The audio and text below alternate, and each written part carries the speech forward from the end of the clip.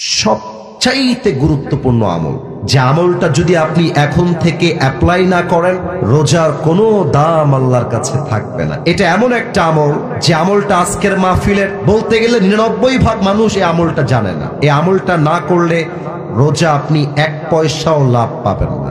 শোনেন, আল্লাহর হাবিব বলেছেন, রমজানের রোজা রেখেও যে তার অন্তরে তার ভাইয়ের জন্য বিদ্বেষ পোষণ করে, হিংসা পোষণ করে, সে যতই রোজা রাখুক, যতই সে না খেয়ে থাকুক, তার রোজার 2 পয়সা দাম আল্লাহর কাছে নাই। ঠিক কিনা বলেন?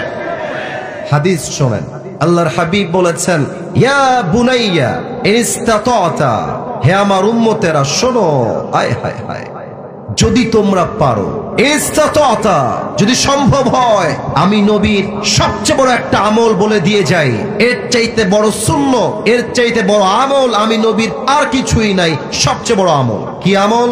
তুমি একটা দিন অথবা একটা রাত এমন ভাবে পার করবা, যেই রাত এবং যেই দিনে তোমার অন্তরে কারো জন্য চুল পরিমাণ, একটা জাররা শস্যের দানা পরিমাণ হিংসা থাকবে না, বিদ্বেষ থাকবে না। যদি এই আমলটা করতে পারো, এটাই হচ্ছে আমি নবীর জীবনের সবচাইতে সেরা আমল।